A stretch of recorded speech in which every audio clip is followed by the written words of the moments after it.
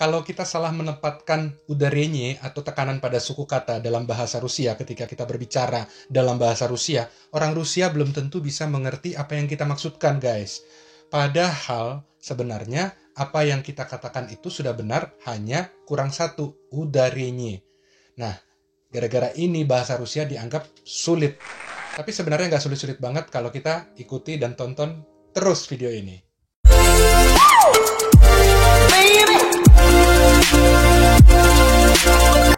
Nah, udarenye itu adalah aksen atau tekanan pada suatu suku kata dalam sebuah kata dalam bahasa Rusia. Jadi, udarenye itu tekanan atau aksen. Akar katanya dari kata udar. Udar itu pukulan atau tekanan yang keras. Setiap kata dalam bahasa Rusia, apalagi yang lebih dari satu suku kata, itu pasti salah satunya adalah udarenye. Posisi udarenye itu menentukan arti sebuah kata dalam bahasa Rusia. Dalam bahasa Rusia terdapat banyak sekali kata yang tertulis secara sama tetapi memiliki arti yang berbeda. Kenapa kok begitu? Karena arti yang berbeda ini ditentukan dari di mana posisi udarenyenya. Kita bisa menyebut itu dengan namanya homograf. Homograf berasal dari kata homo atau satu atau sejenis, graf. Graf itu artinya penulisan. Nah, homograf itu adalah kata-kata yang penulisannya sama tetapi memiliki arti yang berbeda.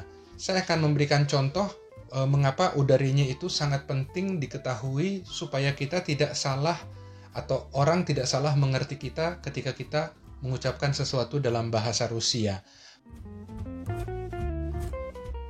Misalnya kata zamok dengan zamok.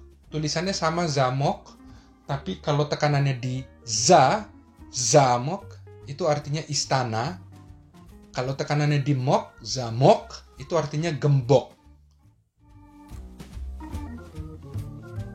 Kata selanjutnya contoh, misalnya pisać. Pisać, kalau tekanannya di sać, ini infinitif ya, dua-duanya infinitif.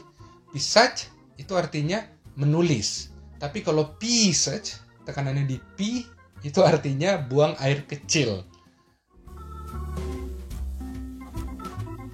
Kata selanjutnya misalnya contoh, duhi dengan duhi. Kalau duhi itu artinya roh-roh, itu bentuk jamak. Tapi kalau duhi itu artinya parfum atau pewangi. Lalu ada kata lagi seperti bielki dengan bilki. Kalau bielki itu artinya tupai. Tapi kalau bilki itu putih telur. Jadi misalnya bielki itu niet bielki. Artinya tidak ada tupai. Ini bentuk rajichelny pajes, bentuk kedua. Apa itu rajichelny pajes? Itu akan kita bahas tersendiri. Nah, bielki, kembali lagi, niet bielki artinya tidak ada tupai. Kalau bilki, jadi tekanannya di ki, itu artinya putih telur.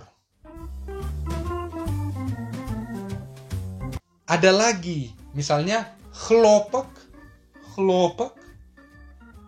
tekanannya di chlo dengan chlapok, ya, karena dia dapat reduksi chlonya, jadi seolah-olah kayak a, yang penting di o-nya, di poknya jadi chlapok. Kalau chlopek itu artinya katun, chlapok itu artinya tepukan tangan, seperti itu. Nah, contoh lagi, zapach, tekanannya di za. Terus kata kedua sama tulisannya tapi tekanannya di pach, jadi zapach, ya. Yang pertama tadi zapach, yang kedua zapach. Yang pertama zapach, tekanannya di za, itu artinya aroma atau bau atau wangi. Sementara zapach itu artinya lipatan, misalnya lipatan baju dan lain sebagainya. Nah, udarenye itu penting sekali untuk menentukan sebuah arti dari sebuah kata dalam bahasa Rusia.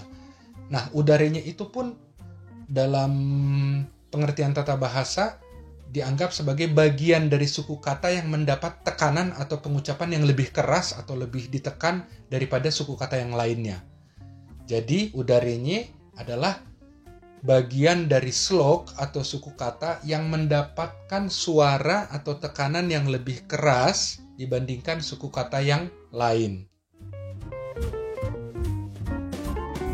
Ada juga beberapa kata yang mempunyai akar yang sama tetapi dia mengalami pengembangan karena mendapatkan imbuhan di awal atau di akhir atau di tengah yang memiliki udarenye dengan posisi yang berbeda-beda. Kita ambil contoh misalnya vychet. Vychet itu pintu keluar.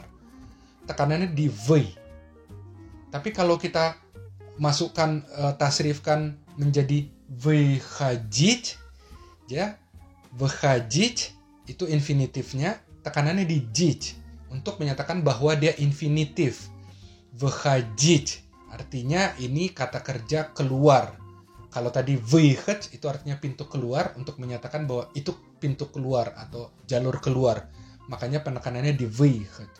Nah, kalau orangnya melakukan aksi atau tindakan keluar, vychodit artinya on, laki-laki, ana, cewek atau ano, misalnya vychodit atau ana ili on vychodit, tekanannya di ho untuk menyatakan bahwa itu sudah bagian dari miasta imeni atau kata ganti orang.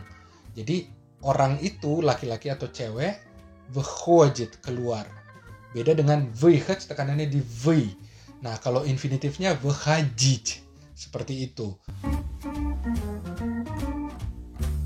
Nah, ada juga kata-kata dalam bahasa Rusia, ini juga penting, yang tulisannya sama, penulisannya sama, tetapi udarenyenya bisa ditaruh di sembarang tempat dengan tidak berubah arti. Misalnya tvorok, tekanannya di tvo dengan tvarok. Itu artinya masih sama, yaitu makanan semacam sour cream, tapi dia bukan sour cream, tapi semacam itu dari susu.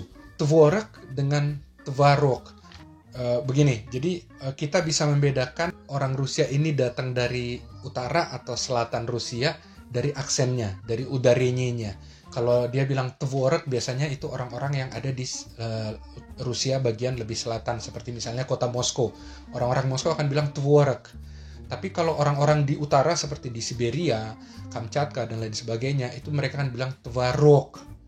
Nah, ini tulisan yang sama tetapi artinya tetap sama meskipun udarenyenya berbeda posisi. Ada lagi misalnya kata